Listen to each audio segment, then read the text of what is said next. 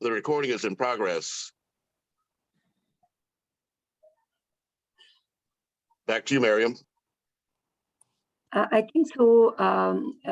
So can we take repeatedly the opening remarks from Dr. Tamara, because previously we didn't record the opening remarks from her side. So I think so quickly we can take these remarks again from ma'am. Yes, Yes, but Yes, please. Although we did record it yesterday, so I do have it. We weren't able to stream it yesterday, but we did record it. But go right ahead, Dr. Tamara. Thank you. Yes. yeah. So good evening, everyone, and we're really glad today to open the fourth day of our 16 days of activism. And this campaign, it's gonna be 16 days, and today the day number 4. And for today, we're gonna be talking about the reshaping development and the topic of injecting information technologies in rural development. And it's gonna be through our keynote speaker, Mr. Bhatti from Punjab, Pakistan, where he's going to be highlighting the core agenda of rural development. So in this regard, we're really glad and excited to start our 4th day of this campaign. Especially, we really want through our campaign to link the technology to all our topics, especially the world are really facing a huge change when it comes to technology and digital and smart solutions. So I want to really shed the light here about the importance part of empowering the women in all sectors through giving her a better opportunity of education and technology.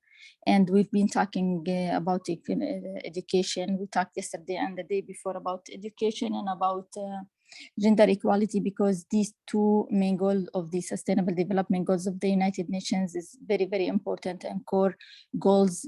Why? Because these two goals are the foundation of making women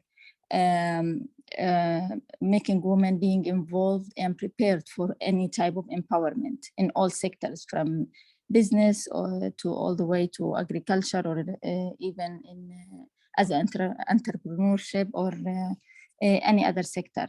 So the specific needs and contributions of women as workers, business owners, or even in the agriculture field, or in a development as in general,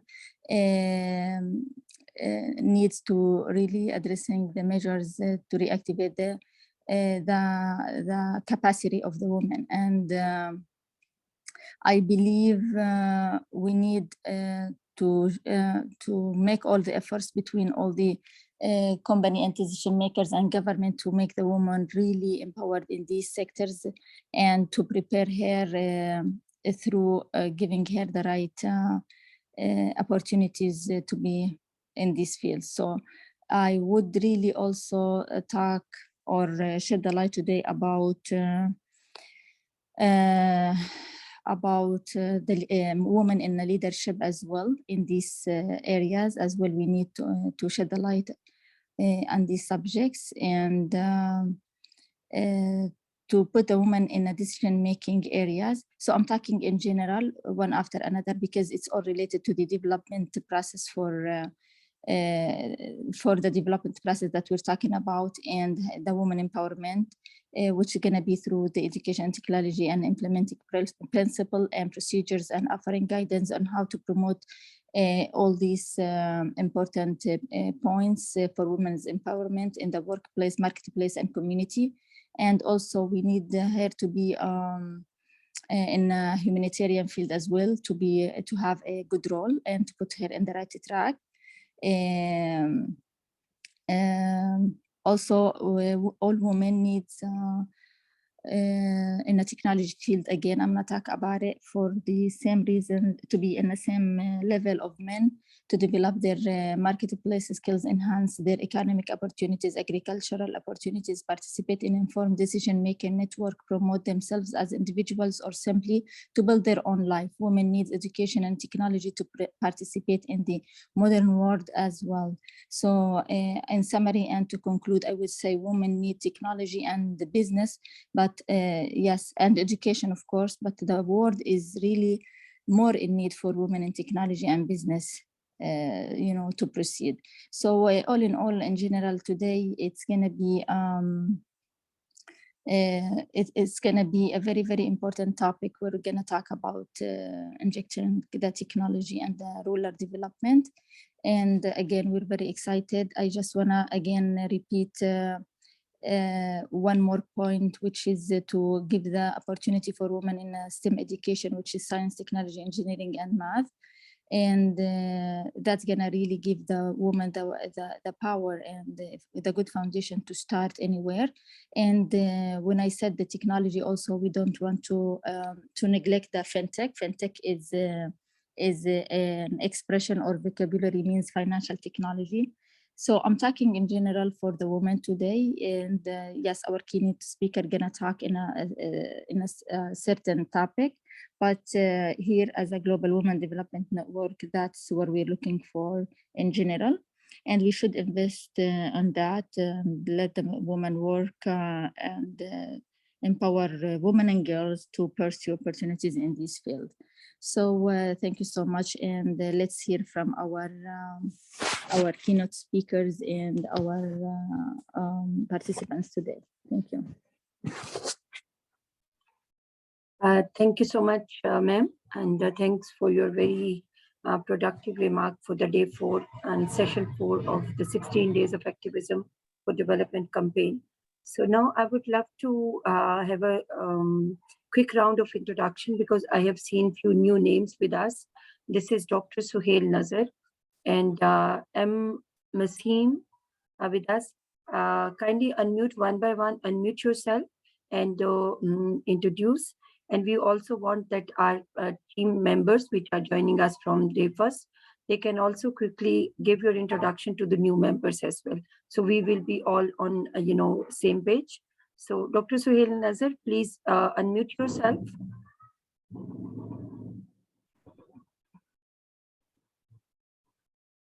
So you have 2 minutes to introduce yourself quickly, and then we can move forward. Okay, ma'am. I just started my video, but I think it's not. Right now, we just need your introduction. Your video will be, the other part of agenda. Just right now, you can introduce yourself. Thank you. Your name, your organization, your designation, and your role in this today's session. We just want to know about these things. Okay. First of all, my name is Dr. Suhail Nazar, and I am PhD in Agriculture Economics and Management from Beijing University, China. And my focus area for my research was food security and food safety, basically. So I am representing Savior Organization, and Savior Organization is basically an organization that is working for the development of the farming community, particularly in the Barani area of Chitwal. And Savior is also working, providing different kind of trainings and also creating awareness for the farmers for the value addition and these sort of things. But our colleague, the founder president, will give a detailed presentation on that. But this is a small introduction that I'm going to give. So it's very informative, and I think today's topic, particularly the technology development, maybe in the course of presentations, I may share some experiences from China, how China has developed their rural areas by involving digital technology and all that. So thank you very much. This is a short introduction.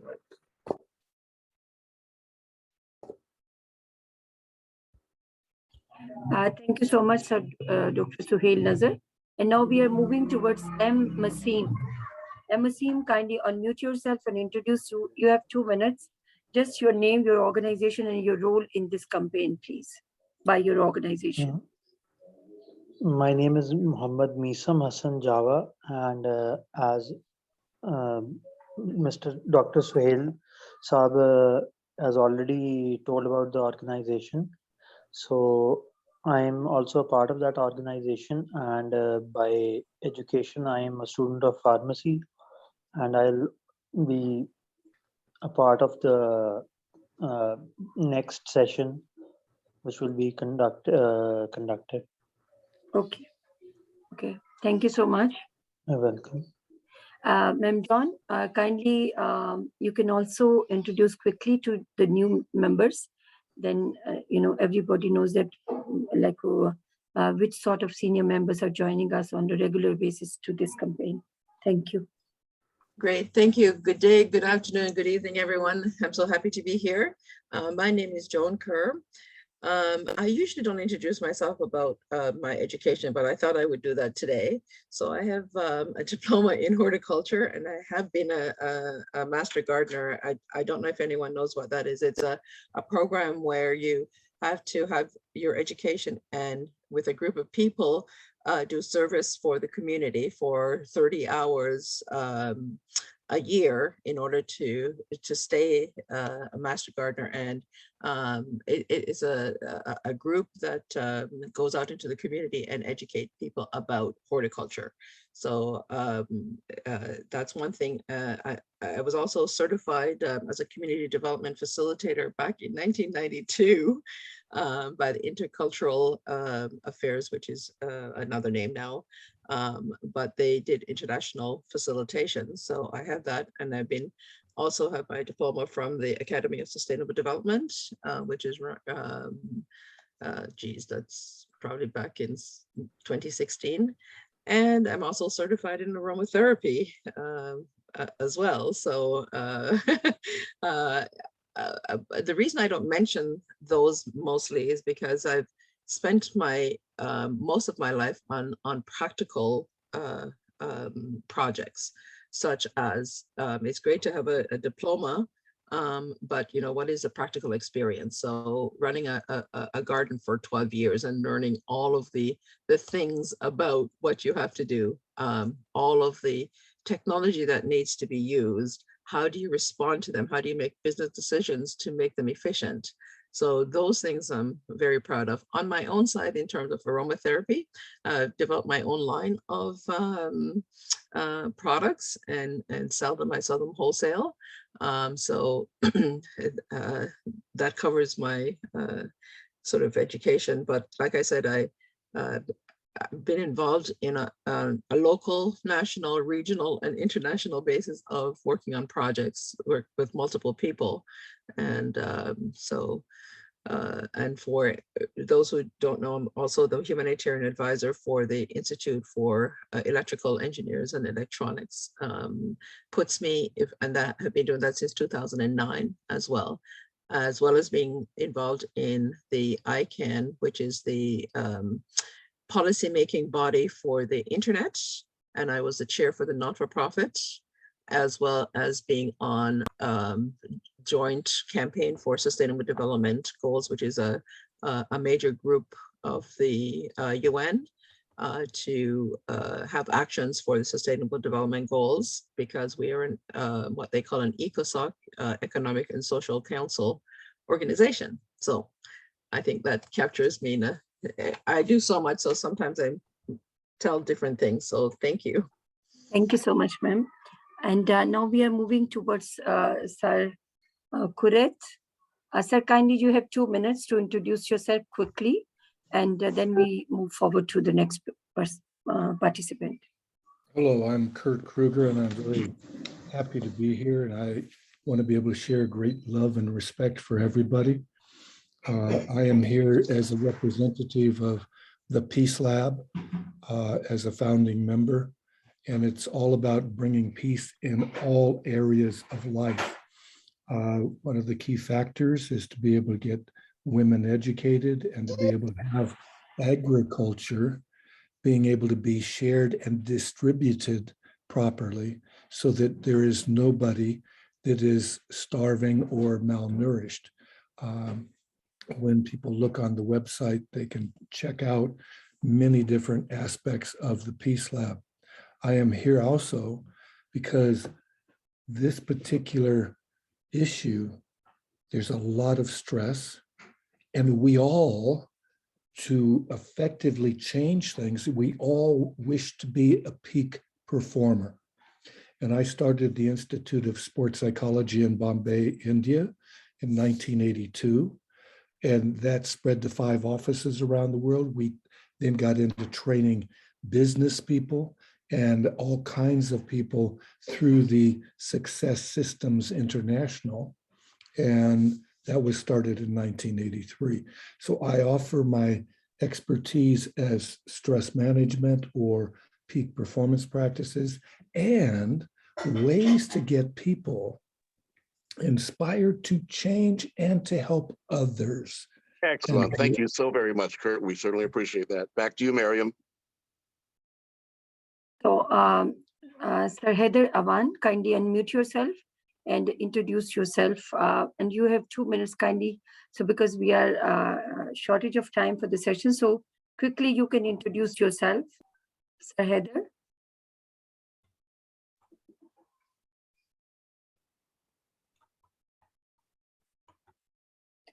Sir, can you hear me? Heather Awan sir, can you hear me? Okay. Who is behind this connection, Edmund? Yes, ma'am. Heather Awan, Civil Organization President, speaking. Okay. Thank you so much, sir, for joining us today. You are coming with this with your team as a panelist, as a speaker, and your team is as a panelist. So you are most welcome on the in the session. Thanks, ma'am. Welcome. Who is behind? All members, thanks. Welcome. Who is behind this Edmund? We have one member. That's me. I don't know how I logged into Edmund. That's me. Okay. Okay. Okay, sir. Thank you so much. Yes, sir. Yes, thank you so much. Very clear. Okay. So I think so. We have Samson from Kenya. Samson, if you want to introduce yourself, kindly unmute yourself, and you have 2 minutes just to share about yourself quickly. I'm Samson Oluoch from Kenya. I'm a founder and the director of Agri-Tourism Kenya, which is an NGO. So sorry I'm late, but I'm very much grateful to be part of this great activity. I know that as it continue, I'll at least have time to share, but I'm so grateful. This is a very, very, very good thing that we people are sharing. May we just hold on to it. Sorry, I'm traveling, but I'll just stop at that. But as from tomorrow, I believe I'll be part of the meeting. Thank you. Thank you so much. Thank you so much. So we have Zaroon Ibrahim. Zaroon, you want to introduce yourself, please?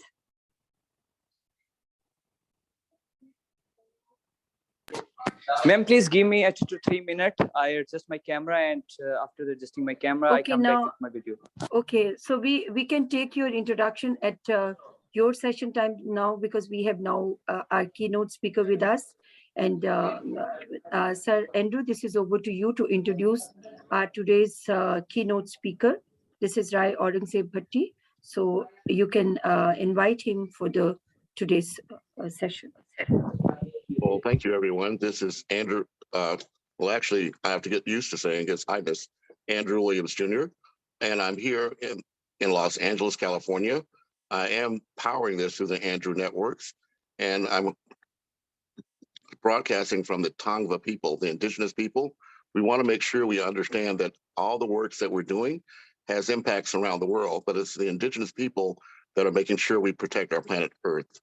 In that regard, I would like to introduce our keynote speaker today, who has very powerful information to share with us.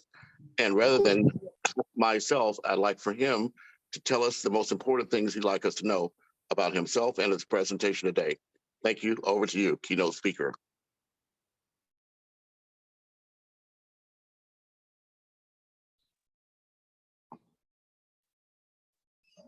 Sir Aurangzeb, this is over to you now. You can start your presentation, please.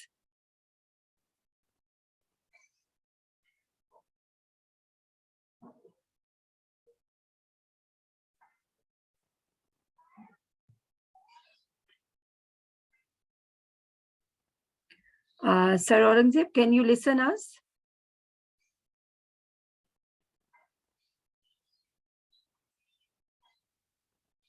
Hello? Yes, Can you hear sir. me? Yes. Okay, yes. So should I introduce myself? Yes, please. And also, if you could share your video, you have control to share the screen too, if you need it for your presentation. Thank you so much for joining us, sir. The floor is yours. Yeah, I can share my screen, but I have such bad bandwidth here. It's so intermittent that if I turn video, I'll get disconnected. So I'd No rather worries. just have audio in my presentation. If you, yeah. Yes. Thank you so much, sir. And we're Okay, honored to have you to join us. Thank you. Yeah, I'm in rural Pakistan, and that's one of the topics I want to talk about. My topic is precisely about this subject also. So I'm Aurangzeb Bhatti, and basically, I'm from Nankana Sahib, a city about 60 kilometers from Lahore. And I left Pakistan. I left Pakistan for my studies in the US in 1973. And I completed my education there in engineering and started a company, Computerland Information Systems. The company grew very rapidly in the internet era. And subsequently, I launched a few other companies, including ATM Link and WebVision, and one domain name registrar, and a distance learning company, which I sold. Then I came back to sort of partially relocate in Pakistan to my ancestral town in Nankana Sahib, which is a historic place to the Sikh faith. And my family has a deep connection to the city. And so I came here, and one of my purposes of coming back was to basically uplift the area and develop something modern to kind of give a rural-urban, sort of bridge the rural-urban divide. Because in Pakistan, there's a huge divide between rural and urban Pakistan. There's different two countries, actually. There's the rural Pakistan, and there's a urban Pakistan. So when I came back after about 40 years, I was totally shocked to see the divide. And you can see even today, I'm on the internet just 60 kilometers from Lahore, but my bandwidth is hardly 1/10 or 1/20th of what's being pushed on by the telcos. It's just very pathetic, and I want to share that. I have solutions for it, which I'd also share. So when I came back, I built a resort here, a very modern resort. It's called Nankana Resort.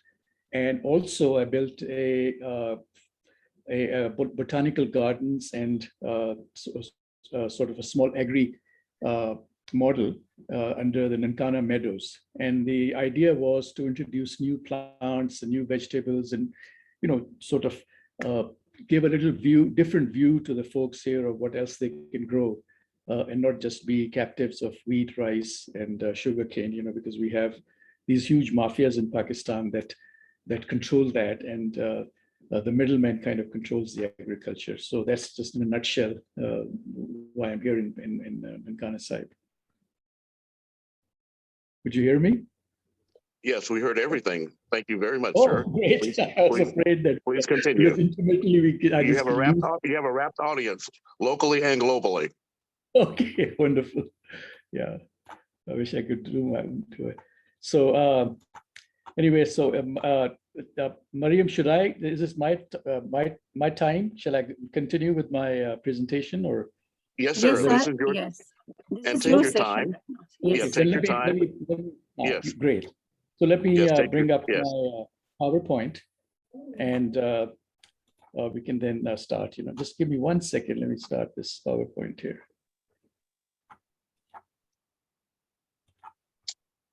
Gee.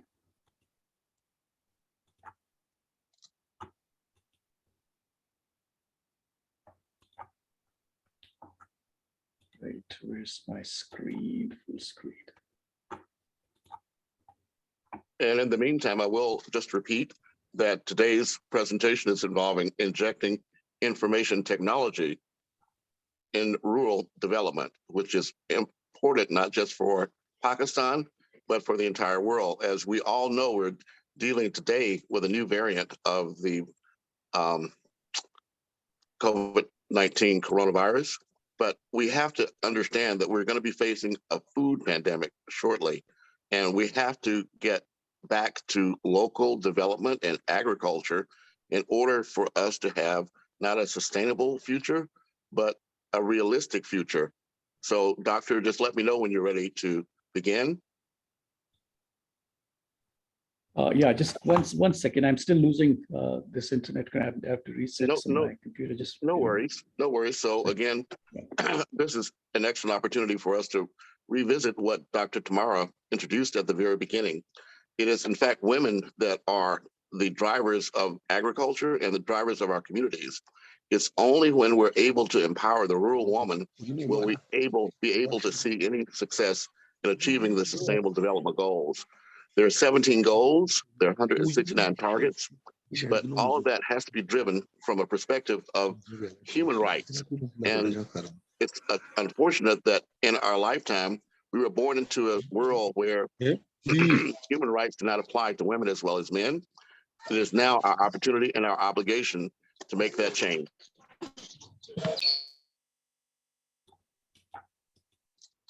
In the meantime, please mute yourself if you're not speaking so that we can clear the floor for the doctor. Joan Kerr, I've also made you a co-host, so perhaps you could assist me in muting anyone that's not speaking, Joan Kerr, and also Miriam Khan, if that's possible for you as well. Okay.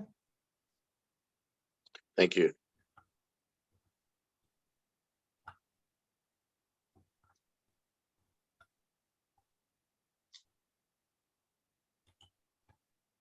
Okay, I think I'm back. Are you able to see my screen?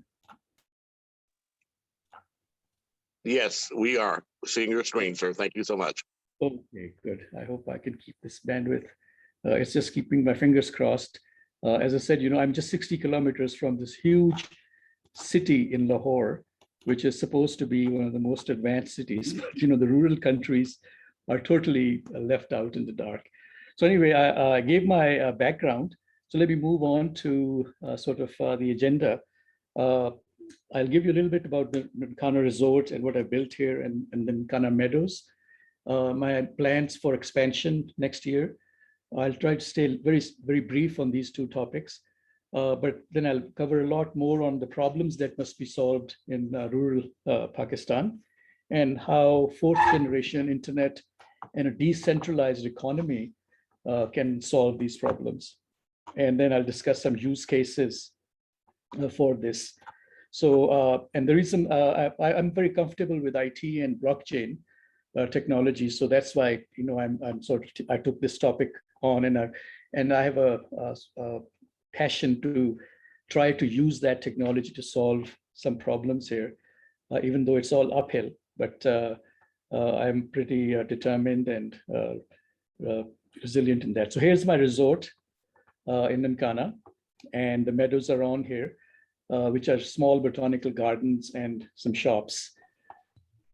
The resort is about 60 kilometers from Lahore. So you can see on the right side I'll get my pointer right here. You can see the Lahore airport, and then when you land, you can drive about 30 minutes or 45 minutes on the motorway to the resort. It's on 25 acres. I have about 100 acres altogether here. I've started with 25 acres, and I'm building gradually as capital and time permits.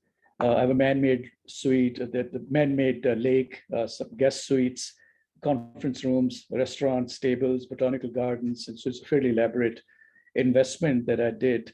And unfortunately, in Pakistan, nobody finances in rural areas. Most of the financing is done in the urban Pakistan. And there's very few venture capital or risk takers, who want to venture out of their comfort zone and try to invest in rural areas. So all investment has to be done with cash and or selling assets. So I sold part of my company in Los Angeles to do this investment.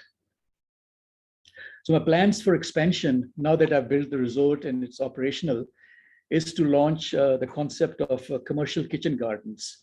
If you know anything about Pakistan, you must know that we have a huge middlemen problem. Middlemen mean that the farmers grow the crops, but don't even recover the cost. And they're constantly being pushed into poverty. The result of this is that we have a shortage of youth who want to get into farming and agriculture. And most of them move to urban centers. So in a few years, I fear that if we don't fix this, there will be a huge shortage of talent on our farms who even know how to grow basic crops.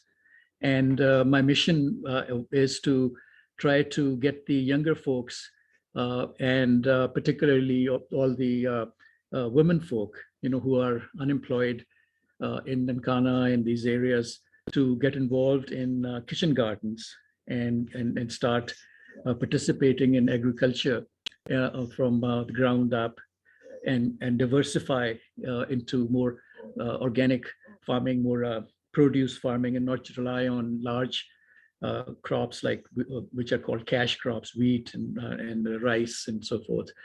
Because in wheat, rice, and sugarcane, these are the main, and cotton, there's no profit. And it's actually more of a 15th century or 14th century system of peasantry. Even people who are well off and have a few 25 or 30 acres, even they can't make a living. So they have to sell their land and eventually move to urban centers. That's the problem I want to fix, which is to introduce a concept of commercial kitchen gardens, which are very high intensive farming, not requiring a lot of land, but requiring a lot of knowledge and education and techniques that are modern, that aren't available and that aren't taught and shared. So the second thing I want to launch here is to promote agri-tourism with a resort atmosphere. So I want to make this resort as a model for others. The reason is that people need to get out of cities and experience the rural areas in Pakistan. That's one reason why we've never had any development in rural Pakistan, because most urban folks never left their cities. They would just either go to, the next large city or go overseas, but never actually invest or visit their nearby rural villages and so forth. The roads are broken, and there's a whole lot of work that has to be done. So that's why I said that there's actually two Pakistans, and I'm not ashamed to say that. I'm because that's a reality. One is the poverty-ridden rural area, and the other one is a very affluent and opulent urban area. And the difference is so humongous that, and I'm actually shocked at the indifference of some of the policymakers and some of the people here who just don't do anything to change that. So we have a lot of work ahead of us. Fortunately, we have technology that if we can deploy and we can use to solve this problem. And I need I need to sort of be an evangelist in that, which I'm trying to. So the third thing is to bridge the urban families to rural Punjab to experience kitchen gardens and farm fresh farming. Right now, most of the crops, even vegetables and produce, that it goes to the city, and there is no quality control. There's no packing. There's no testing for any disease. Basically, and even there's a lot of sort of shysters who promote something that's not organic as organic, because the term organic seems to be a hit on the internet, and urban families, in the cities, we just want to eat or take organic eggs or organic this and organic that, but in essence, it's really not that. What happens is that the produce goes there and then it's mixed with all the other stuff and sold as organic. So my goal is to try to get families in Lahore, particularly, and there's 3 cities around where I live that are very large, with a total population of about, I would say, 60 million. Would you believe 60 million people live around in these 3 cities combined, and the neighborhoods? So that's, and they're all sort of living in a very cluttered environment, but very reluctant to leave the city and adventure out to the rural areas. So the idea is to bridge and bring the families down to the rural areas. Hello? Hello, can you hear me? Yes, sir. Yes, we Okay. can hear you loudly and clear. Okay. So the idea was to have them come out and do fresh farm grocery shopping in the rural areas. And I want to build a model facility.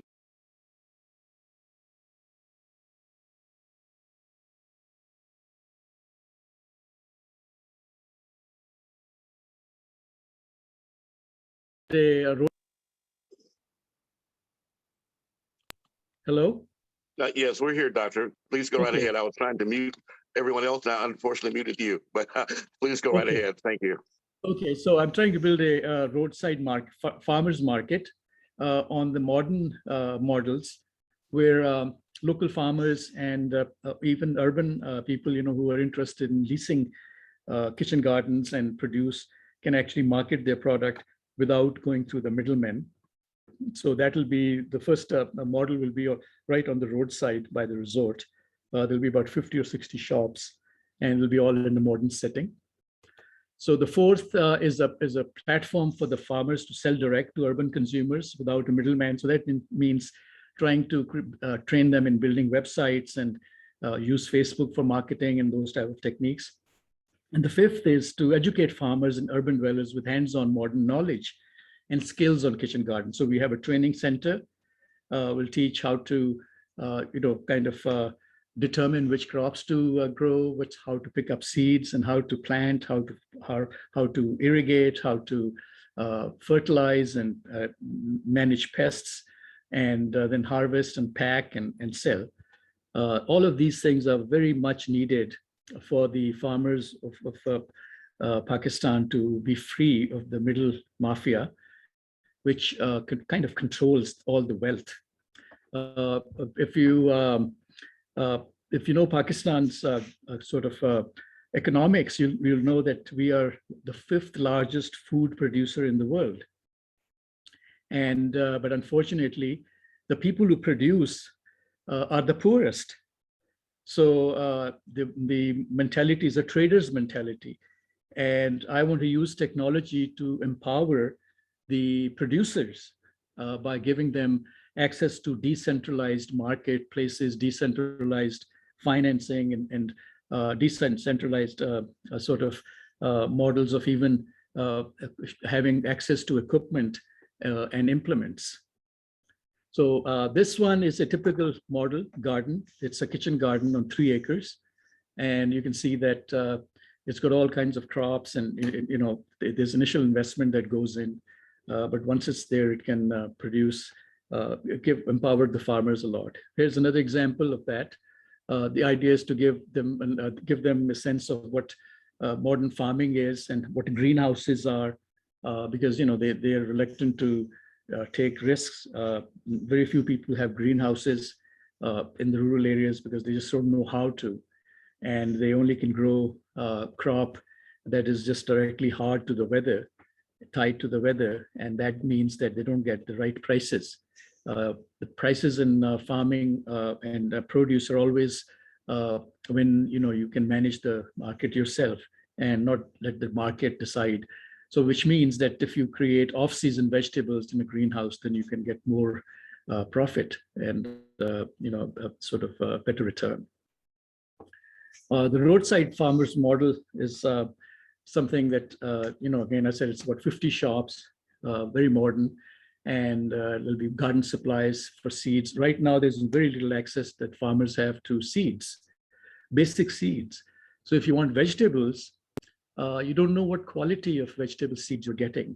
So, and there's such again, massive distrust. You can buy, let's say, tomatoes, and 50% of the seeds will be, not worth even planting, but farmers don't have a choice. So they plant for 1 acre and the produce comes out to just be 1/4 of an acre because most of the seed was banned. So the farmers market will sort of certify seeds and have not just one type of seeds, but several types of seeds, like several qualities of tomatoes, not just one variety.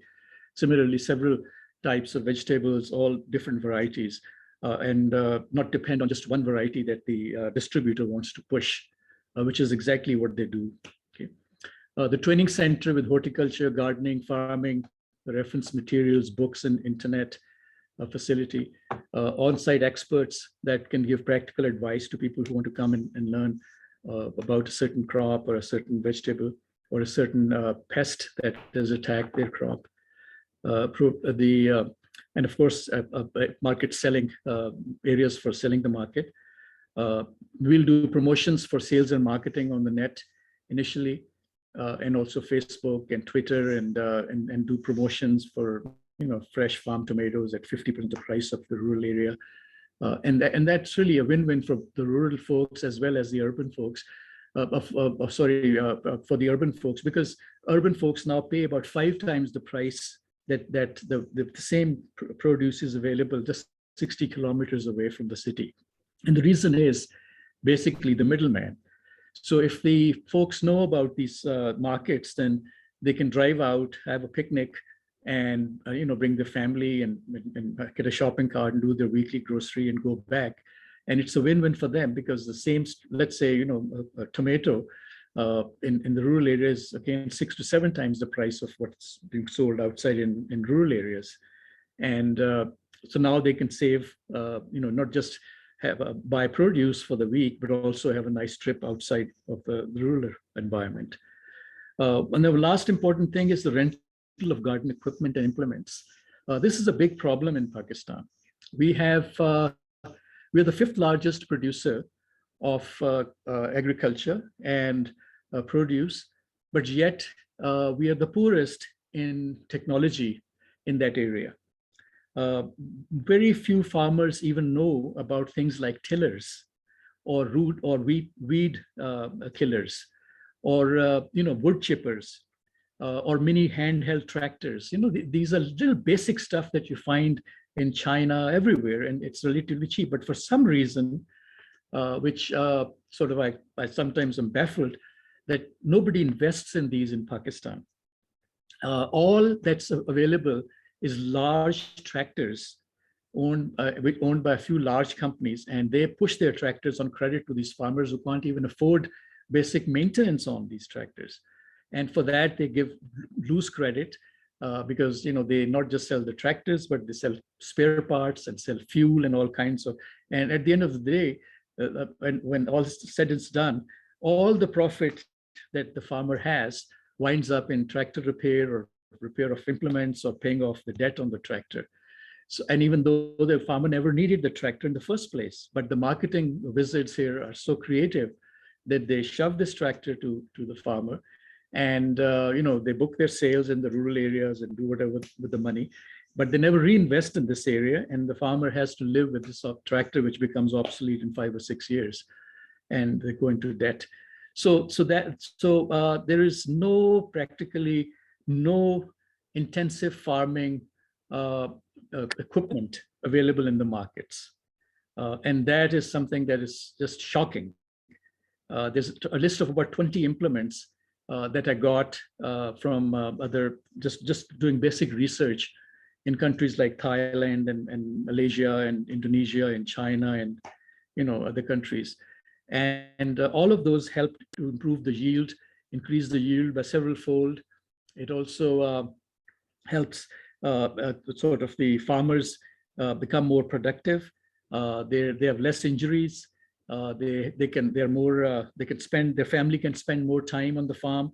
They don't have to bend down and break their backs to pick up things because there's, the equipment isn't there. So one of my goals is to try to have a variety of this small, affordable equipment. And by affordable, I mean not large tractors, but really, walk behind small tractors that are inexpensive, but the farmer doesn't have to till stuff with his hands. Okay, here's an example of the farmer's market.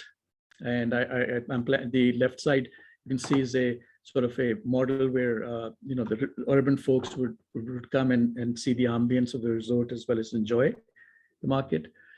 The problems I have to solve now is the dependency. First is to get rid of the dependency of the middlemen.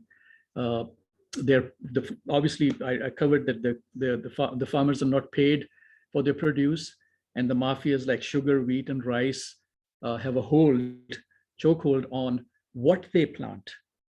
It suits the mafias; they only plant sugar, wheat, and rice, or cotton. And for that, they manufacture marketing and media and all kinds of campaigns to make sure that they don't produce anything else. There's so many crops like hemp and stevia and that are very high yielding crops, but since they don't have a market in these networks of the mafia, nobody's encouraged to grow these. But they only want these people to grow sugarcane, wheat, rice, because they can easily exploit that, and they have huge warehouses.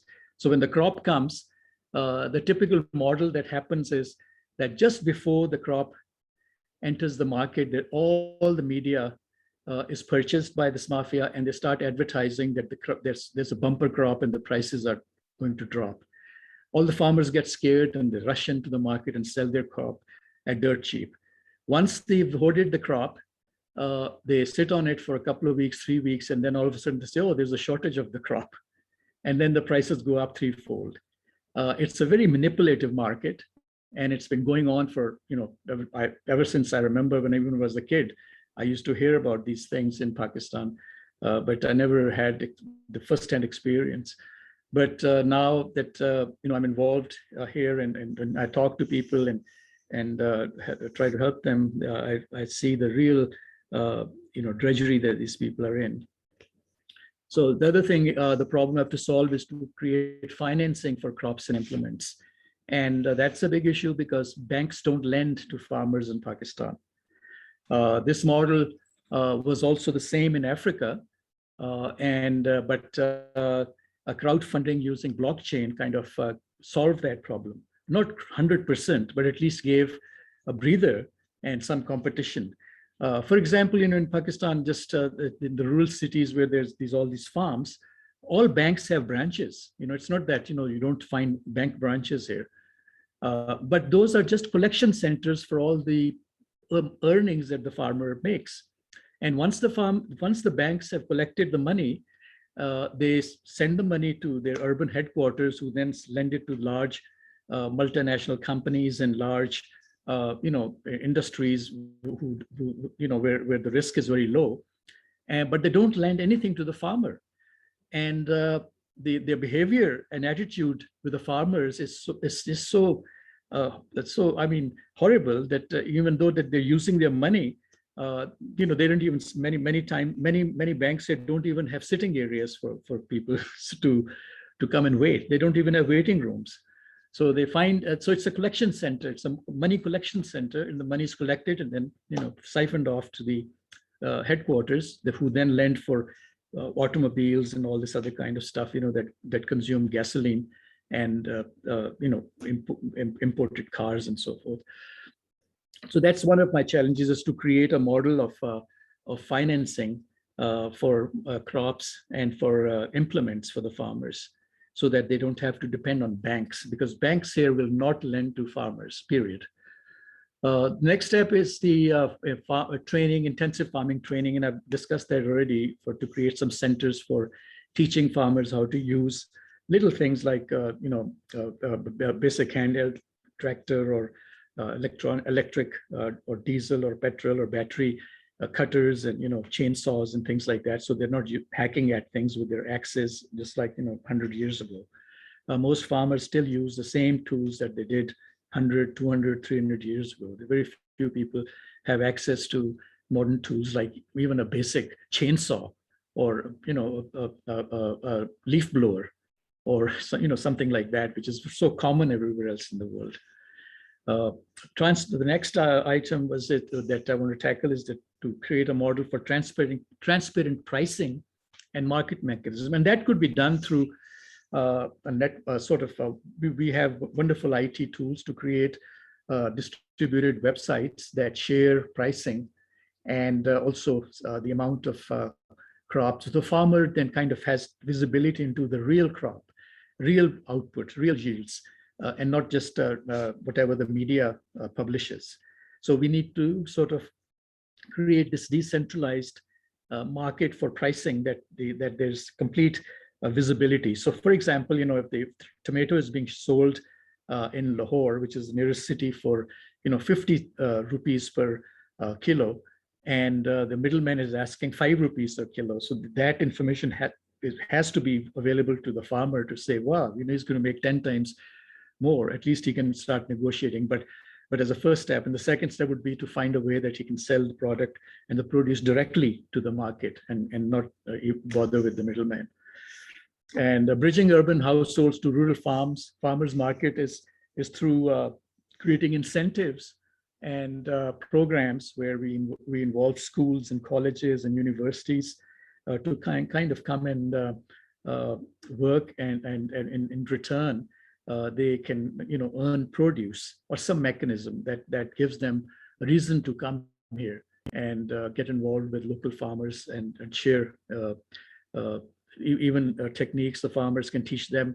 The biggest fear, as stated earlier, was that the youth and the children in Pakistan just don't know anything about agriculture and gardening. It is so novel to them. I have kids coming from schools. We have programs that we host for schools and colleges for children to come, and even adults to come, and, for example, plant a tree.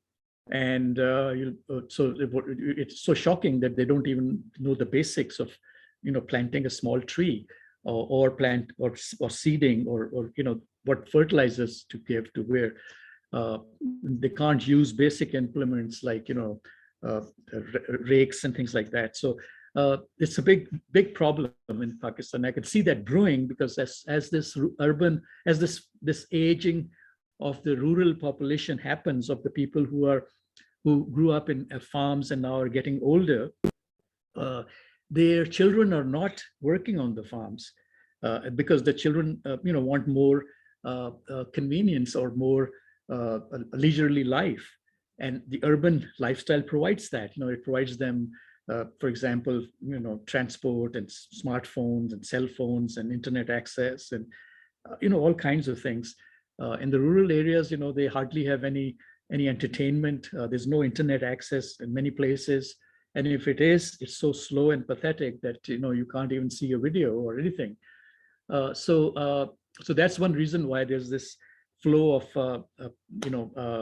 the youth to the cities, and stressing again on the fact that if this continues, the next generation, there will be nobody here to produce anything. Fortunately, there will be a lot of women here, so maybe we can train all the women to take on this monumental and prodigious task of feeding 20 million people in Lahore, in urban Lahore, another 20 million in Karachi, another 20 million in Pindi, and those, with all these cluttered cities where most of the migration has happened. So now to my favorite topic. How can I use information technology in the rural agriculture development? Well, first is to obviously try to get high-speed, reliable internet access to rural areas. Okay, well, it's a mouthful. And because in Pakistan, all the spectrum has been sold to foreign companies. For example, there's Warid, there's Telenor, and all these are foreign companies that own Pakistan spectrum pretty much. There's hardly any spectrum available for investment for local entrepreneurs. And these deals were made 10, 15 years ago at prices that are ridiculously low. So the foreign investors here in this telecom infrastructure in Pakistan, which are some Chinese companies like Zong and Z and these Mobile Link and so forth, they don't invest more than necessary. What I mean by that is that that if a tower is working, it does not matter what speed it gives. The ruling typically is, the rule in by ITU and by these telecommunication standards is that each tower in a 3G or a 4G network should not have more than 3 simultaneous subscribers. But I tabulated in our area where I am, there's 3,000 subscribers. So that tells you why the internet is very slow. And the policymakers and the government and stuff, they hardly know anything about it. I've written to them, and of course they're all good people, but if they don't know anything about the technology, then they're it intentionally or unintentionally looking the other way. But the fact is that the rural areas are the most exploited by these telecom companies. They don't put towers, they give pathetic access, and the digital divide is another danger that is creeping, where the urban folks they are learning much faster, whatever, they may be learning the wrong things, but at least they're learning something. They have access to internet, and internet is a huge university. I've run across people where they've actually taken degrees and know more from getting lectures on the internet than people who've actually attended universities. So in my view, I think in a few maybe in a decade, universities might be an obsolete phenomena, and internet learning, distance learning, and all these different learning modes might be the dominant. But if you don't have internet access, then obviously these areas would be in the dark. So the challenge is to try to get internet access. Now, I have several ideas. One of them was in a company called Cardano. It's a blockchain company, and they're in Africa very heavily. And they've partnered with a satellite company called World Wireless, and they have a coin called World Wireless Token. And they're giving very inexpensive direct internet access through a small device, but the internet is coming through wireless, through a satellite, and it's just caught wildfire in Africa, the countries. I watched some videos of this company, and also some discussions happening with the founder of Cardano, Charles Hoskinson, who's a very sort of a dynamic individual, and then another gentleman who's also sort of a pioneer in artificial intelligence and AGI, Ben Goetzel. So I watched several of their interviews and participated in discussions with them, and they've actually tackled this problem in Africa. What they've done is they've created a token on the blockchain, and farmers, people in rural areas where there's not even electricity, basically, can have these solar panels to charge their internet devices, and also the internet access through satellite device, and they're having much faster access. So those are some of the creative devices and creative methods that are out there to explore, and can kind of break this logjam of getting 60% of the people in Pakistan living in rural areas participate in the development of the rest of the world, bring them in the fold. The other idea I have is to build kiosks in villages for self-learning of modern agricultures. So these again would be easy to use kiosks that don't have any keyboards or anything. There's touch buttons, and you can say, okay, how do I grow stevia, or how do I fertilize this, or what is this pest? So all these things that are problems for them, they're huge problems for them, but really the folks with the money and the investments and the banks, they're indifferent to their problems. At least they will have that access to now modern knowledge. They can access videos on basic techniques of tilling and improving crop yields and intensive farming and things. And once you provide people, if you're familiar with the Austrian economic school, which is, if you empower people with the with the right knowledge and tools, you kind of teach them how to fish and not feed them fish, as opposed to the Chicago School of Economics, which likes to feed fish and not have you learn anything. So that is the type of my thinking on that, is to enable these people to learn themselves and be creative, and human creativity has no end. So you might be having geniuses who just didn't know that there was a such thing as a wood chipper, and you can see they could create something else by looking at the design and whatever. Then again, drip irrigation, plantation techniques, fertilizer, and pest control, all of these things would be on the kiosks for them. How can blockchain come in? Blockchain model, obviously we all know, people are just go crazy about Bitcoin, but Bitcoin is just an application for those, who are not familiar with it. Blockchain is actually a global computer. And in the 4th generation of that, there's a lot of power it possesses. It kind of addresses all the issues about that plagued the 1st generation of blockchain, that the speed and the scalability and, the sort of the stability and all of these things. So now we have these blockchains coming out. Cardano is just one of them, as I said. Then there's 5 or 6 top ones that are very fast. People are creating models on them for decentralized finance.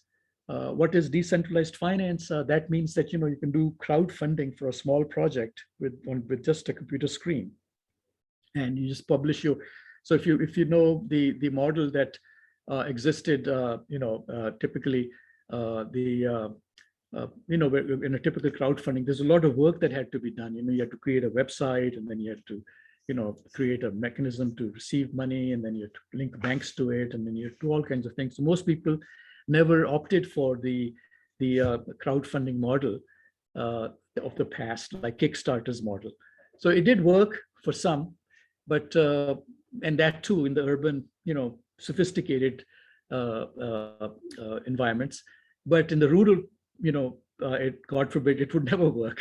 It has to be so that somebody from their smartphone or from just a basic mechanism, posts what they need money for, and then the entire network of the blockchain, does the due diligence on them.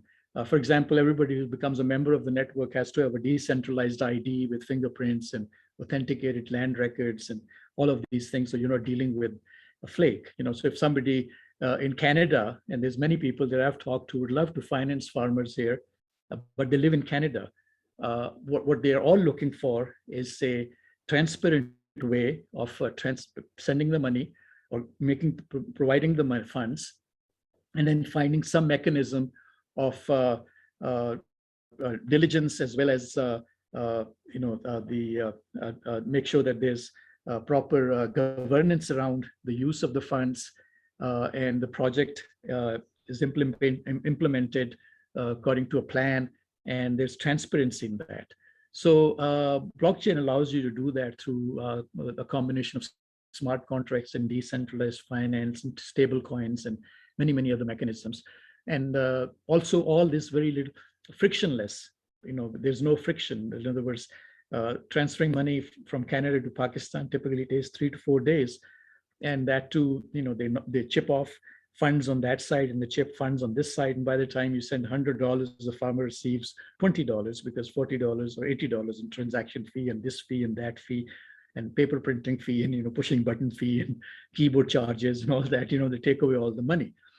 So a blockchain allows you to get your $100 by just paying 50 cents.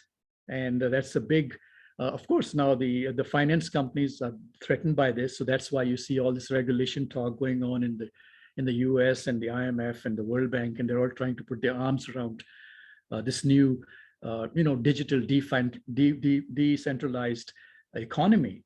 But it's here just like the internet is. Internet was initially pushed back by many, but it's here. So this is here, and it's fortunate for the underserved, for the unbanked. This is a God's gift to them.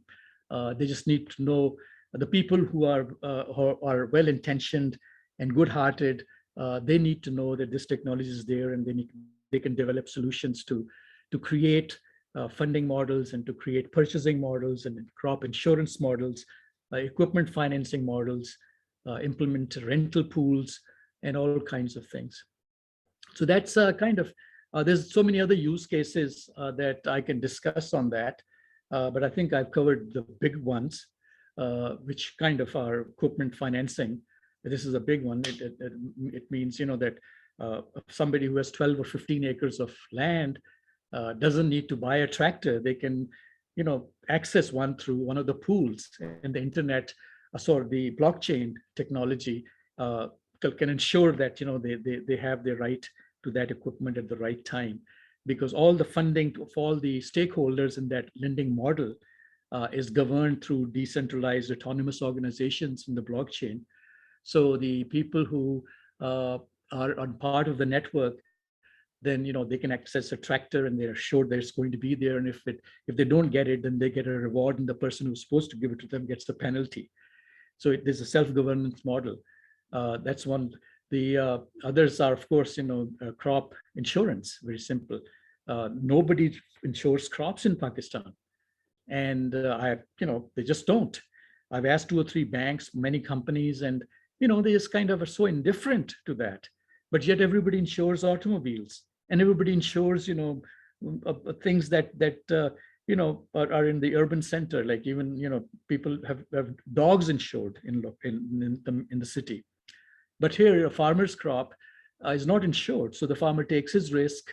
He, you know, tills the land, feeds, gives it fertilizer, gives it water, spends electricity, diesel, pests, and then he fights all the battles with rats and animals that are coming to destroy the crop. And weather, of course, you know, that's something out there. He's taking all these risks, and then he produces the goods of his produce, and he puts it out to the market, and he hardly gets paid anything. But what, God forbid, if the weather takes away all that effort, then of course, you know, he's bankrupt, and, you know, many commit suicide. India has a much higher rate of suicide, by the way, than Pakistan, but that's for different reasons. But we have a huge problem of this farmers are being driven into poverty through the indifference of urban financiers and exploiters. There's a lot of use cases I have that even have to do with holding banks accountable, where you can create a decentralized sort of a mechanism of call it sort of reputation. So it could be a reputation token associated with banks, and if they don't lend to somebody and to a deserving person, then at least there's a mechanism for that person to escalate that issue up, and other people can vote on it and highlight the problem. So I think I've spent more than I planned. I hope I've not gone beyond my time. I'd be happy to answer all questions. In fact, we would like for you to make sure you've covered all of the information that you've shared. And if you have anything else, now's the time. I've asked our audience to put their comments and questions in the chat, but this is so important that I'd like for you to share whatever you believe the priorities are for our next steps. And please consider, on this line now, you have merchant bankers from around the world. You have access to support. So I would recommend that Dr. Tamara and yourself and myself decide next steps after this meeting. Thank you so much. Thank you. So Miriam, I'll turn it back to you. Thank you so much, sir. And thank you so much, Sir Aurangzeb, for such a wonderful session. Now we have few questions in the chat also for you. And even I can invite one by one, the participants can ask questions from you. We have first question from Asif Farooq Sahab. Sir, kindly unmute yourself and you can directly ask question to Aurangzeb, sir. Hello. I think you can read out my question. That's not an issue. Okay, sir. Okay, just a minute.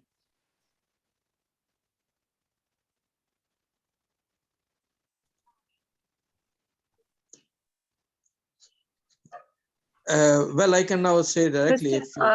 Why farmers are not willing to move to institutional credit system? to cater financial needs than primary reliance to informal market high charge financing. So, sir, this is the question from Asif Farooq Saab with you. Okay, could you repeat that? Why don't farmers move to institutionalized? Let me say directly, ma'am, Mariam. Yes, sir. Even today, farmers in Pakistan are comfortable to get funding from middlemen who fleeces the system, and they fear borrowing money from financial institutions. Why it is so? Is it the mindset of farmer, or what are the other issues?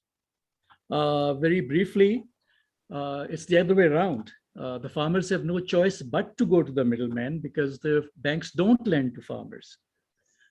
Whoever said that banks lend to farmers is basically, I think, the same narrative that everybody carries. For example, there's a narrative that is very common in the media that these landlords or these tycoons are in own land. That's not true. That used to be the case about 100 years ago. But somebody owned 200 acres or 200 acres of land. Since then, through generations, they've dwindled the land down to 5 acres or 10 acres by the time it reaches their grandchildren or great-grandchildren. So basically, this is another myth. Excuse me. Farmers are not given credit. It is not, they would love to go and get credit. Most of the farm agriculture land in Pakistan is not monetized. But by that I mean that the price of an acre of land is less than 1 canal in Lahore. So that should give you an idea of the rural and urban divide. It is totally wrong that farmers want to lend from them. The middlemen are actually a creation of the banks. As explained earlier, that farmers here deposit their money in banks, but banks take the money and send it to their central office in Lahore or some other country, who then lend it to these powerful people to go and buy the crop. So why the hell would they lend to the farmers? It is a mafia business. So in order to break that, what we have to do is we have to create a decentralized financing market and get the banks out of it, because banks are the culprit here. Banks are the problem in Pakistan and many other countries, many third world countries, because they're all foreign owned. There's hardly few banks that are 100% Pakistani owned. Most banks, and their interest is not to lend to farmers and develop. Their interest is to lend for cars and petrol. Pakistan imports 50. Sorry to interrupt you, Mr. Aurangzeb. I totally disagree with you. Our banks, I can quote an example. An institution to support farmers was established in the name of Agri-Mall. You can check how many farmers opted for it. Farmers are still reluctant on agriculture income tax arena. Plus, they don't want to use the money. You must be a farmer. The target must be a banker. Purpose. I'm sorry. Well, I'm actually I live. Yes. Please go ahead. Please go ahead. Please go ahead. I actually am where the rubber meets the road. Okay, I'm living it. I live on a farm. I have 5 banks close by. My land is worth several crore rupees, more than $5 million. But not a single bank will lend to me on my land, but they will lend to me on my house in Lahore, 10 times more than the price of the house. All right, so I can't tell you anything more than that. If you're saying that the banks are running behind farmers to lend, that is wrong. I'm a living example. And it's just well, so I'm just giving you the other direction. Actually, banks are willing to lend for the agriculture production loans. And if you have a project defined for that area, yes, banks are willing if that project is viable project. But for the agriculture production related activities or agriculture infrastructure related activities, if you are willing to put steel silos over there, banks are willing to finance. I'm not a banker, Well, but they're willing to lend you based on the Look, particular value of the land. So we are going to another direction. please excuse me, gentlemen. We do have time constraints, so perhaps we could limit ourselves to a brief question and answer so that we can get through the question and answers, and then we can have more full discussions. Thank you. Next question. Yes, sir, next question is from Sharmista from India. She said, what about uncertainty and scalability issues to decentralized financing? Many liquidity issues one sees in, I think so, DeFi means. So Sharmista, can you kindly explain your questions to DeFi in short is, decentralized financing, because I come from, that sector as well. While I'm all for decentralized financing, of course, for people on the ground, like farmers and other people, technology is one big issue, okay? Uncertainty that DeFi has, the scalability issues, then, the low liquidity issues that, the decentralized financing has in many cases. And also sometimes the, what do you call, the collateralization that, it requires. And one of the main things I see is a problem is the lack of insurance that many of these instruments have. So hello.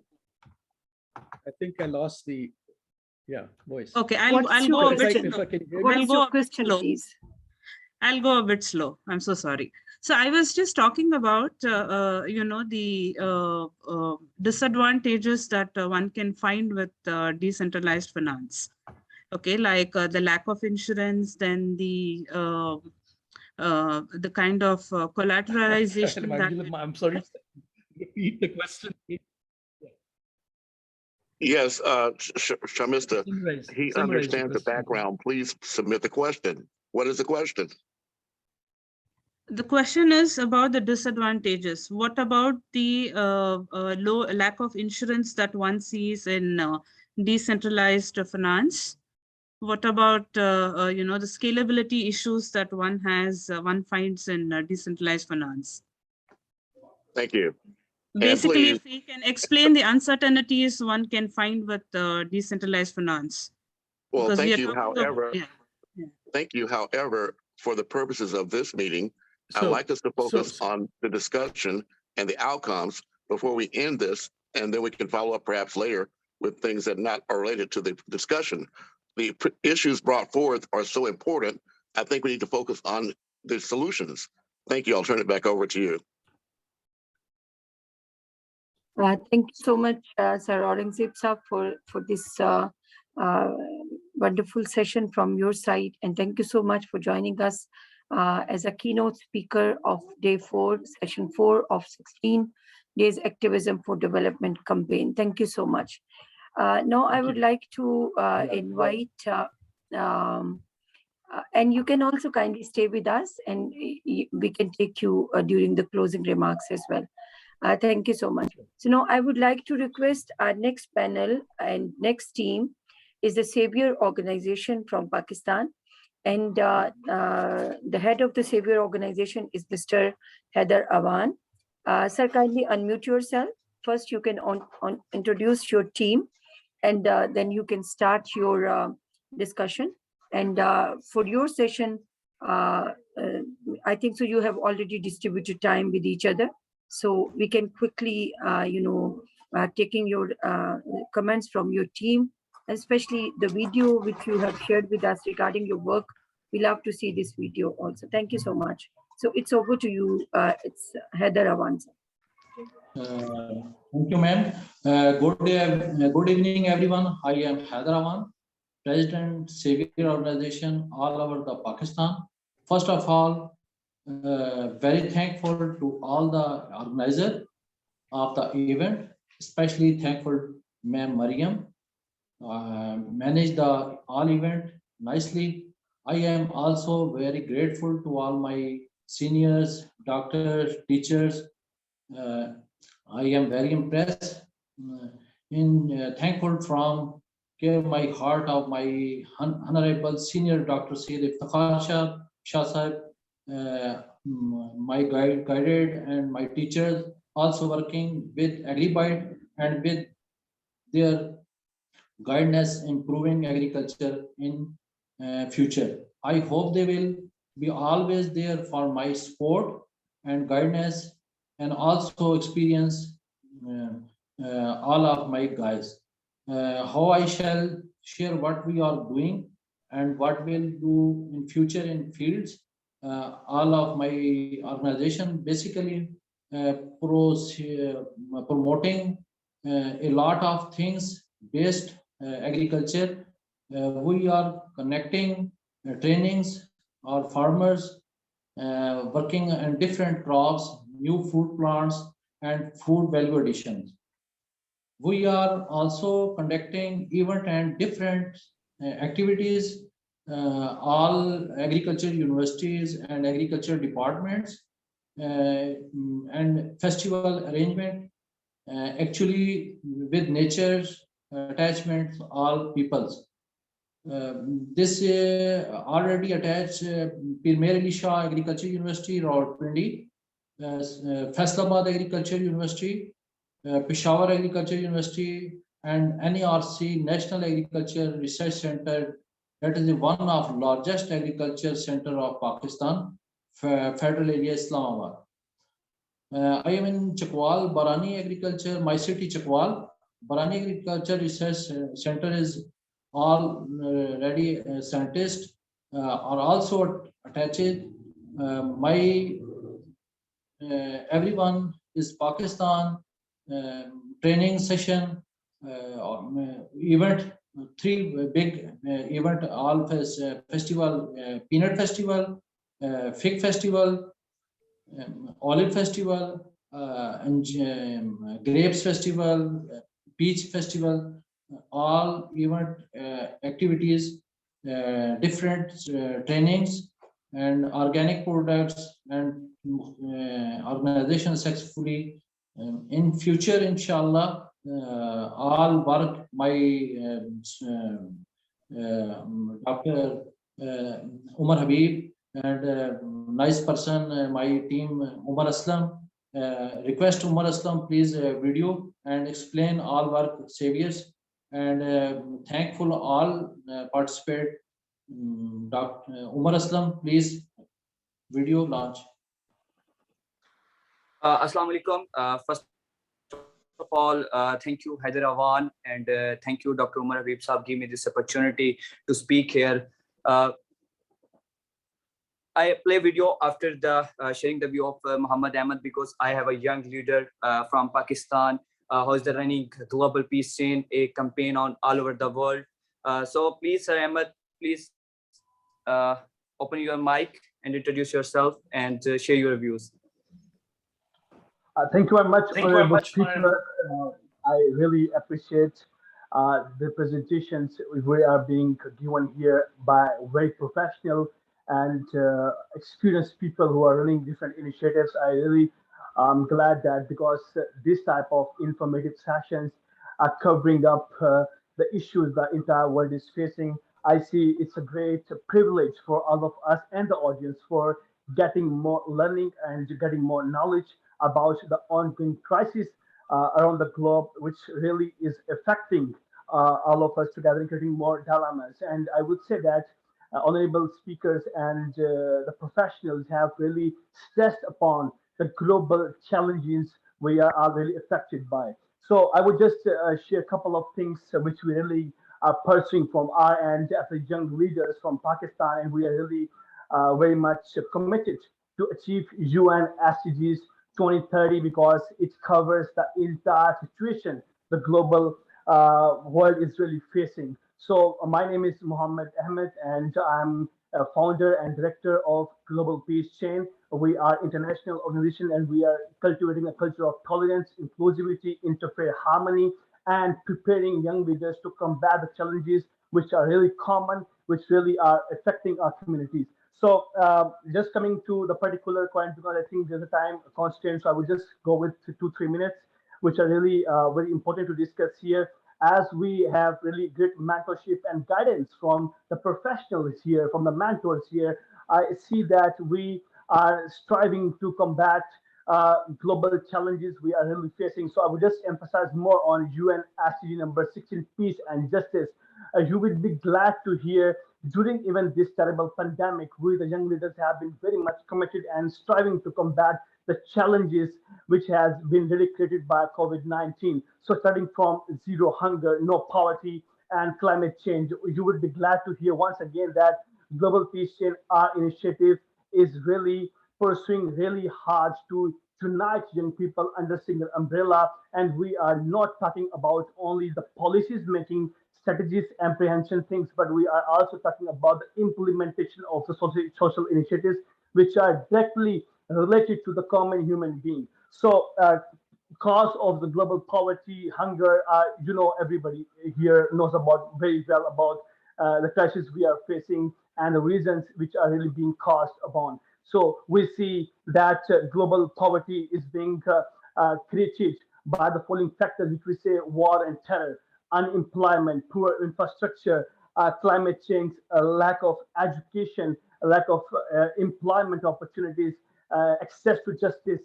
So we see that we young people are carrying very much responsibility where we are taking social initiatives around the globe. We are conducting community services activities. We are initiating community outreach program, organizing national and international conferences where we are inviting policymakers, diplomats, young leaders from different part of the world where we are preparing young leaders to take actions because policies are there, advices are there, legislations are there, laws are being made to combat the common crisis. But unfortunately, we lack implementation.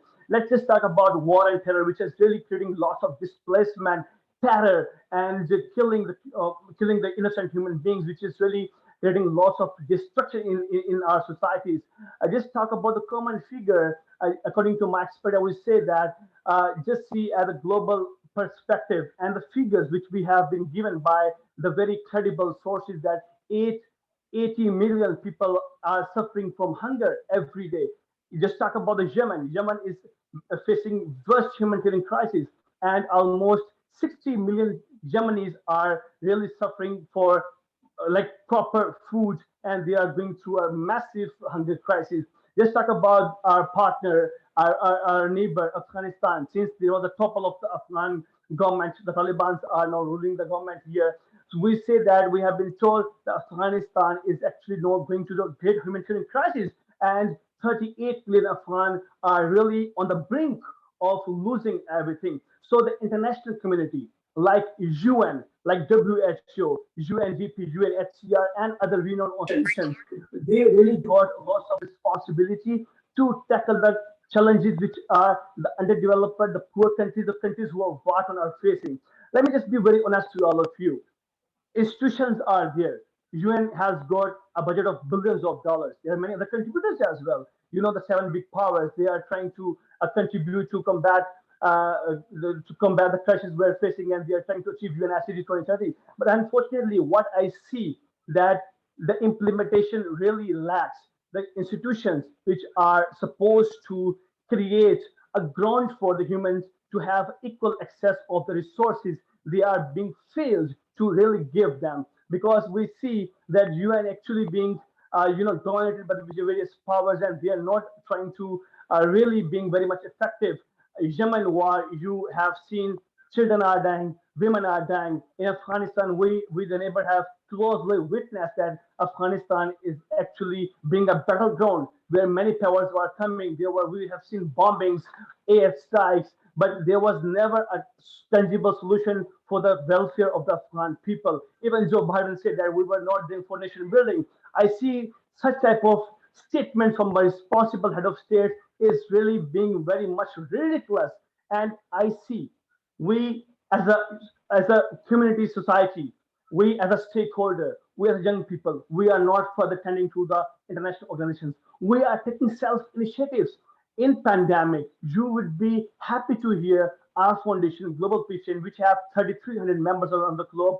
We were standing with the people of Palestine. We were sending them food buckets from here. We were working to provide medical supplies in African country, Burundi. We were there to help our brothers and sisters in Yemen, because I see the rich elites are really creating lots of trouble. They are not serious to combat the challenges we are facing. I see once again that my friends here who are really very much a professional in their fields, and they know better facts than me, of course. Unfortunately, the human grounds are not being evaluated on the basis of the values we should actually adopt. Unfortunately, once again, we are being really Thank kicked off. you so much. I think so we can move forward, because we have a set agenda of the speeches and also the the campaign also. So I think so we stuck on the agenda all. Heather Avansa, can we have another speaker also, which can contribute from the Savior organization? Otherwise, Yes, you ma'am. can play your video, please. Yes, Thank ma'am. you Give so me much. just. Yes, ma'am. Give me just 1 to 2 minutes. I share a documentary of Savior organization with you. Thank you.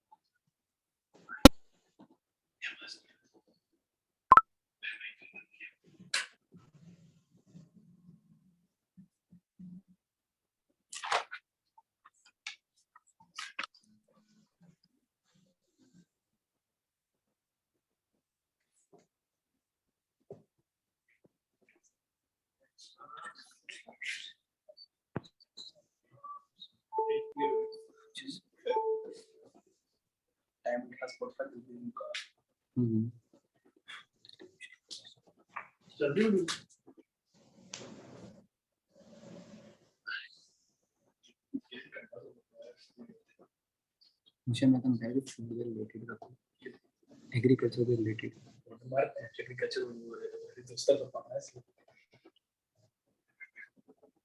No hunger, no poverty.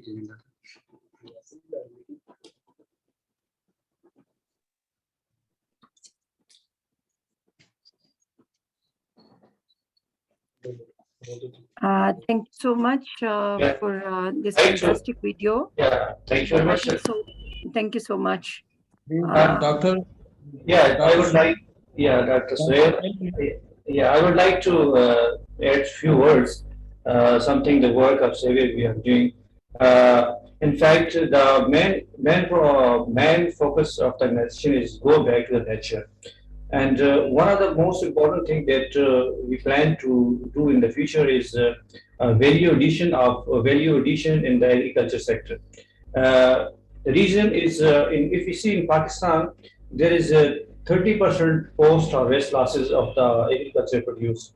So in this way, if we when we are working towards the value addition of the agriculture produce, for example, if you see this region, particularly the region where the Savior is working, we are working in the Barani areas, that is the like Chikwal and this area. This has some famous foods like grapes. One of the best quality of grapes are grown in this area. And we have olive. The government of Pakistan is focusing especially on this area in terms of the requirement for oil. We have a lot of our import bill on the olive, on the oil. So this particular valley is very famous for the production of oil, for olive production.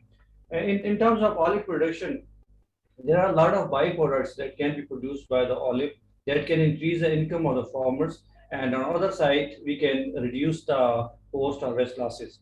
So we talk another important crop in this area is peanuts production. Peanuts is one of the high quality peanuts is produced over here, and this particular area and soil is very much conducive for this particular crop. So in this so peanuts we have planned to train the farmers for the good quality production of the peanuts in this area. So if we compare our like in Pakistan with like other countries, our neighboring country in China, we have almost less than almost 20-25% value added products. But if we see in China, there are more than 60% value addition. So in this way, our farmers are mostly producing their raw products and they are selling their raw products in the market, which bring low value as compared to the value addition. So in coming days, in future, we have planned as our Mr. Haider, the president of the nation, have gave this, some information in his speech that we have built the linkages with the agriculture universities and also the National Agriculture Research Center, which is one of the biggest research center in Pakistan. And we are involving different scientists of different crops to provide advice and also cooperate with us. And we bring these scientists to the fields even to train the farmers on the modern technologies. Thank you very much. Thank you so much to the whole Savior team, and especially Haider Avanza. So I have one question with the team, and especially with the Haider Avanza, that what exactly your team and you from the Savior platform can contribute to 16 Days Activism for Development campaign. Because like this is my observation, that might be the agenda of like today's session is slightly not clear to your team, but we can even have a rest of the days. We can take your comments even in the next sessions as well. But I am leaving one question for your team, that what exactly with your work you can contribute as per our three themes, that smart agriculture for the rural areas, and we have food and nutrition opportunities for the rurals, and we have contribution in terms of food security, safety and security. So we need to talk about this. Ma'am, can I answer your question right now? No, I'm leaving this question for the next session. You can you can come in the next sessions as well. Now I have one special guest, and I would like to thank this is Sir Lloyd. Sir Lloyd, I'm really grateful that you joined this session because I know that you have your very busy schedule, different meetings, but I'm really thankful that you have joined today for this session. I'm grateful. Now, Sir Andrew, this is over to you. We have we can take today's review from either from John Kerr or from your side, and then we can take a quick round of questions from the participant, and then we will close the session. Well, thank you so very much, Mariam. The great news is that we do have time, and the first presentation covered so much in-depth information that I think it's important, since we do have His Excellency here now, to again address just the key topics. So I'll ask our first speaker, if he would, to just briefly summarize his earlier presentation, and then the second speaker to summarize his presentation, and then we can proceed again if there are any questions or answers. If not, then we'll introduce our special guests. We have people here from around the world. So our first speaker, if you're still available, please, if you could summarize your presentation and provide us with next steps, if at all possible. Thank you very much.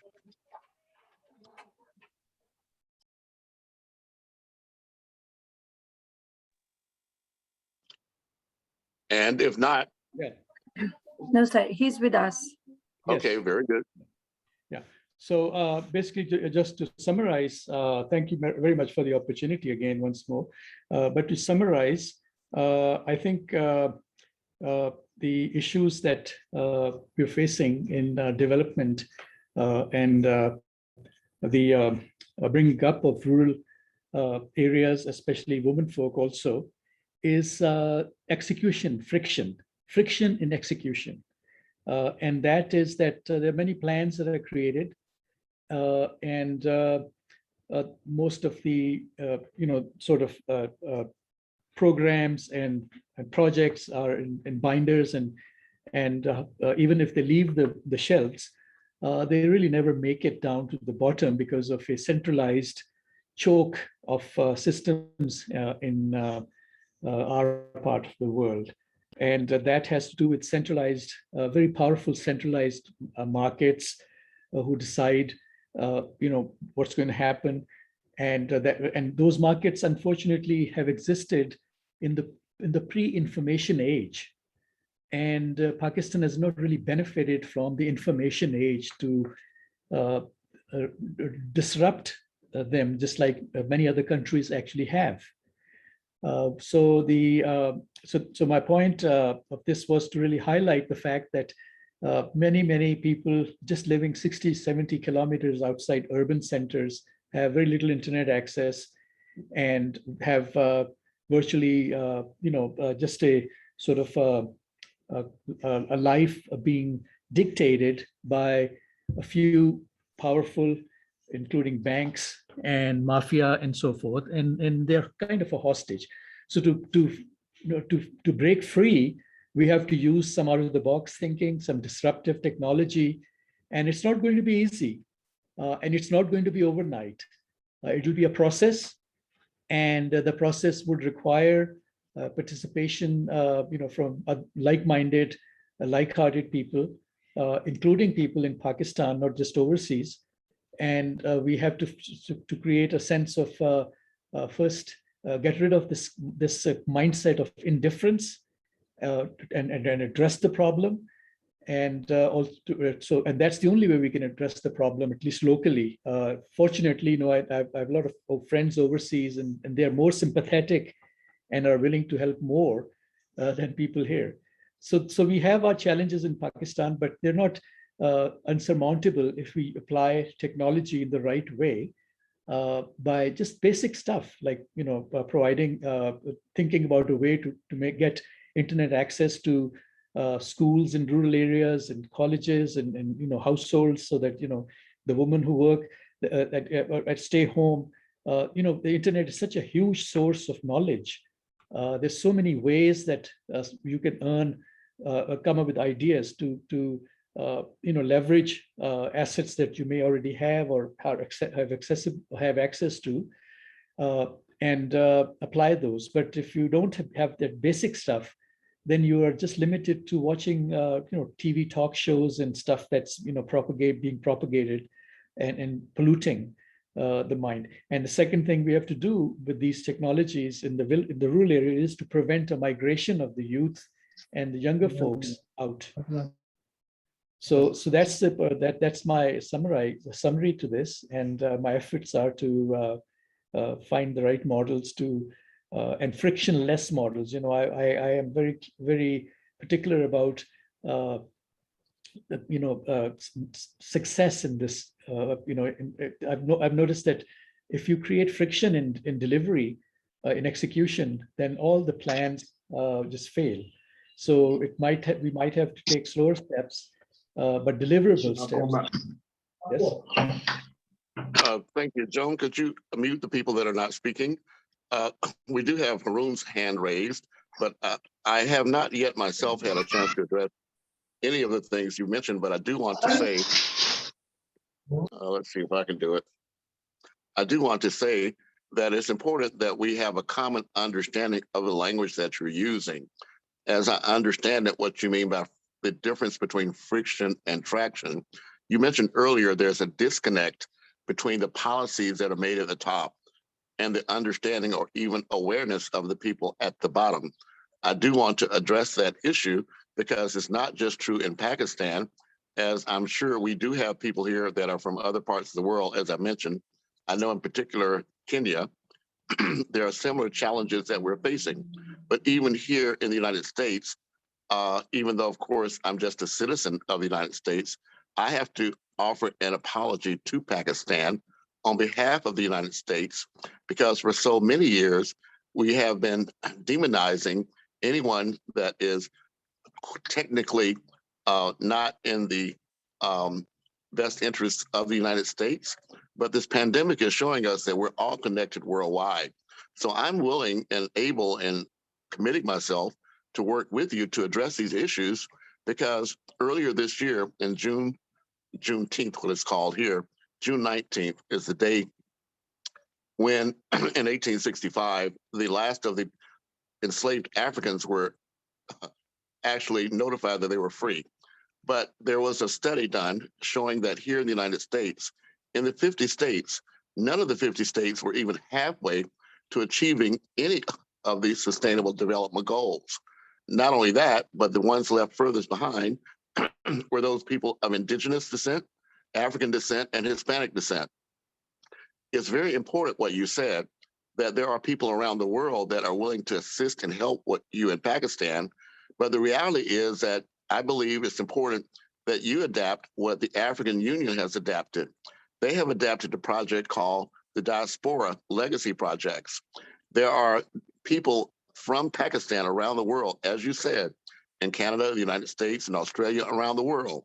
I really believe it's going to be required for us to work together as a unity of people around the world, regardless of who's in power at the top, to address those challenges we face at the bottom.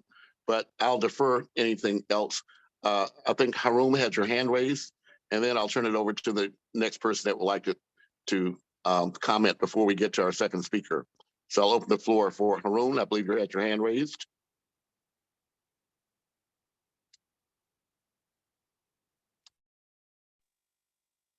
Well, if not, then perhaps the second speaker would like to make a summary, and then we'll open up the floor, and then we'll close. So the second speaker, if you'd like to summarize your presentation, now would be that time. Sir Heather Avanza, whom you want to nominate for the summarize of your presentation or your work from the platform of Savior organization. So if you can do by yourself, you can do this, or if you want to nominate some person from panel, you can, it's all up to you. Yes, Dr. Misam, please, mic on. Dr. Misam Lahore. Okay, can everybody hear me? Yes, go right ahead, please. Yes. Okay, so I guess it was, as you mentioned, there was a lack of clarity in the understanding of the agenda, which, as you mentioned, was based on smart agriculture, the food security, and which, as mentioned, is the upcoming challenge, and nutrition, and the third point, which was induction of technology into agriculture.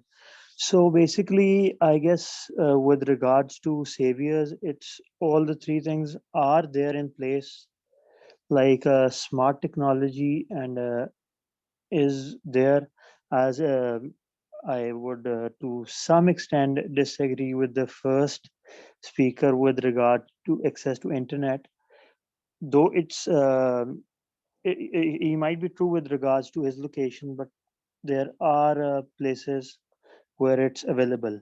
So, and there are many people who are utilizing the internet or the other modes of technology, like as in the case of radio and other technologies, in order to be well aware of the weather conditions, which are an essential part for agricultural practices, for if to water or not to water, if in case it's expected to rain, the crop is not to be watered as per the requirement. And alongside the technologies, like some mechanical and to make the things efficient, like the use of drip irrigation, sprinklers, and land leveling, which and the use of solar technology, which is like all these things act to like conservation of water, as well as they're helpful in with regards to the environment. And apart from these are the things that the Savior organization is assisting the farmers in attaining and implementing, because the farmer himself is not very much educated. So with they're being assisted in these points, and alongside there are some like events being organized with different with collaboration of different organizations, which include as mentioned earlier, fig festival, grape festival, olive festival, peach festival, and many other festivals. And there's been these festivals have been conducted over years. So as Rai Aurangzeb Saab earlier mentioned that he's very much passionate about agri-tourism.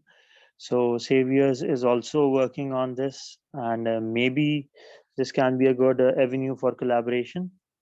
And apart from these, Saviors is also getting the working with the farmer with regards to the practices, like the practices of pest management, like integrated pest management, and different techniques like the grooming of the plant for the case of orchards.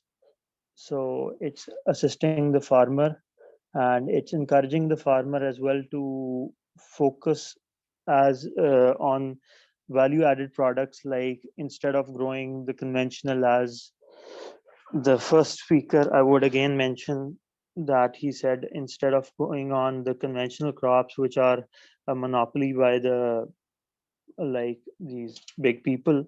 So their Saviors is also encouraging farmers to go into value added products like olive, which is very much supported by the government of Pakistan in this Potohar region, alongside with other grape. It's been declared the Olive Valley and the Grape Valley.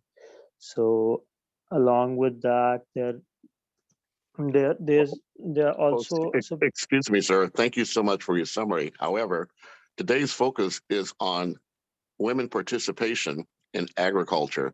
So if you could take a minute to address that, then we'll move on. Thank you. Okay. I get your point.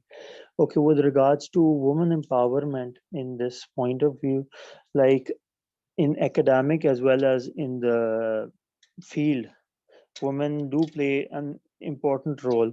So Saviors, as it's helping the farmer, many a times the farmer is not always a male. There are female farmers which are though not very prominent, but they do exist in a minority though, but it's increasing. So Saviors is definitely, it's one of the projects that is in the pipeline, and alongside it also assists the women who with regards to the government schemes which are being conducted with regards to empowerment of the women in agriculture. Like there was a scheme in the past which by which the government provided some uh, cattle to the women for starting their own business, like for milk production. And so Saviors also acts to assist the community to avail the facilities that the government is providing, or different organizations are providing. It assists to like fulfill the requirements that an organization requires to avail the schemes. Thank you so much, sir. Thank you for your You're welcome. Wonderful summary of your work and the Saviors' work also. Thanks for joining us to summarize your work and your organization. Thank You're you so welcome. much. Now, I think so we have, and I just want to add one thing, that we have three major components for the participation in this campaign. This is innovative agriculture, food and nutrition, smart solutions for safety, food safety and security. So I think so we can we can make our discussions under these like with these three components, which can majorly focus by your work. And the question with the house as well, however, is sitting in this room now, that your participation is basically the chance for us to, taking suggestions, recommendations from your side as well, that how can you participate and you can ensure not only in during these 16 days, even after these 16 days, that how can we remove malnutrition from 0 to 15 age of young kids from through this campaign. So kindly limitize your work and your talk as per this agenda. Thank you so much. Now, sir, it's over to you. Well, Miriam, I think Lloyd Helferty now may be able to introduce himself. And I do want to give him the opportunity. Lloyd, if you're available, this is your time to introduce yourself. And then for anyone else that has not had a chance to introduce themselves, now would be that time before we close. So Lloyd Helferty, you have the first shot. Ball's in your court. Thank you so much, Andrew. So yeah, Lloyd Helferty. I'm here in Canada with an organization called Drawdown Markham, civil society organization. So we are, putting together what we call the Global Unity Network. Right now, we're in the process of establishing a continental network in Africa. The Unity Network Africa and Diaspora, along with a number of other nodes of the Global Unity Network that will be seeking to empower especially the marginalized communities around the world. So we are looking at all of the different solutions that we can leverage through a virtual platform exchange system where we can start to essentially deliver what we call humanitarian entrepreneurship, education and training, learning programs, so that especially rural communities, assisting them into getting those connections, especially the high-speed internet connections that allow for the delivery of the education, training, learning programs. So as I understand it, Lloyd, on Thursday, you'll be able to make your own presentation. Is that correct? Yes. So I've had a quick suggestion to you that we could start early on Thursday. Since these sessions start at 10 o'clock, we normally start at 11, but I could deliver on this channel presentation that we normally do at 11 o'clock every Thursday through our Indigenous Global Unity Summit events. Excellent. Thank you. So for the ones that have not had a chance to introduce yourself, please take 2 minutes to do so. Either raise your hands or begin speaking, your choice. Thank you, Lloyd.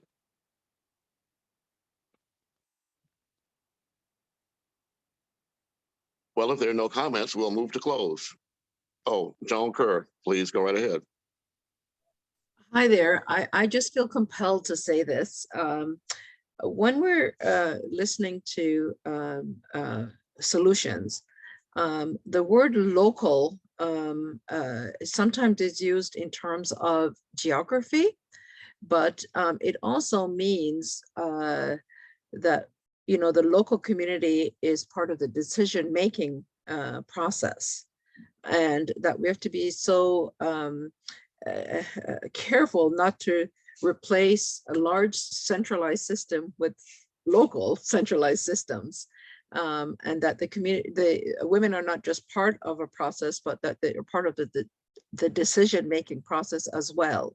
This is where the power actually comes in, is that the opportunity is not just provided through programs, but that they are also part of the decision-making body, or whatever formal or informal infrastructure is made. I just wanted to really strongly make that point. Okay, well, thank you so very much.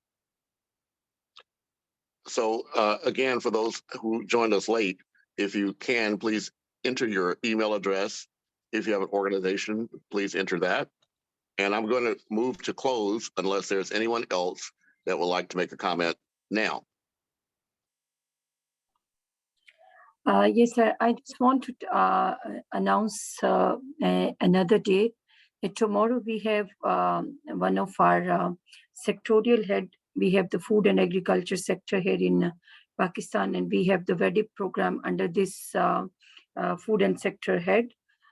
This is Syed Iftikhar Shah Sahab, and he's coming as a keynote speaker, and he's addressing, one of the very tangible topic from his side, and with a very, very, productive presentation. And we have also with us one of the group of students from the university which did, internship with us. They're also coming to talk on the smart solutions to remove malnutrition. So we have tomorrow, again, it's a full day, full session, which is our fifth session on 16 days of activism for development. I would personally like to thanks to everyone which are joining us on regular basis, and also and the persons from Pakistan is joining us and sharing their work, and also from all over the world, people are joining us and watching this campaign.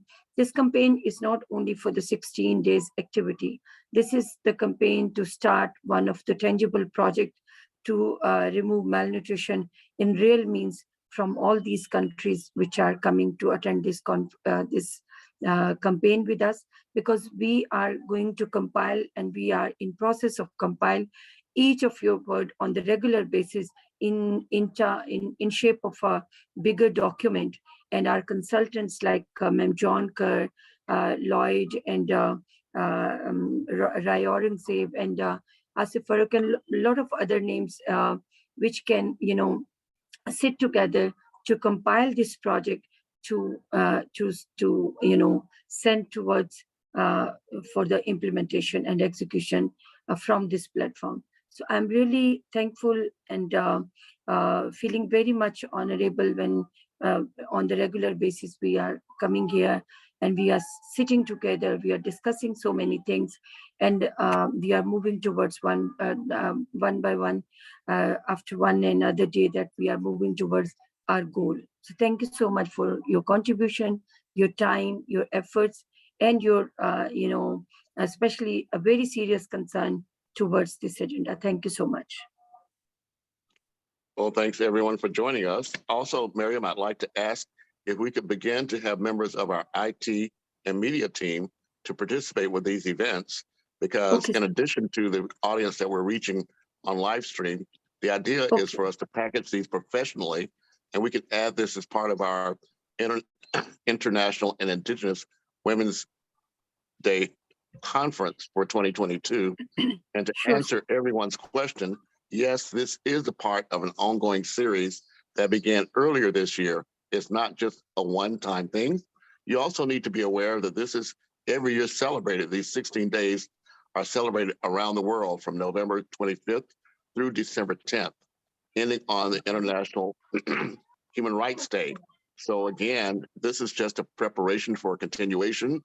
We expect to be working with you for the rest of our lives. So the idea is for us to save our planet and save ourselves and heal ourselves and heal our planet. So with that, I'm going to move to close unless there are any closing thoughts. Now's that time. Thank you so much, sir. Thank you so much. Bye-bye.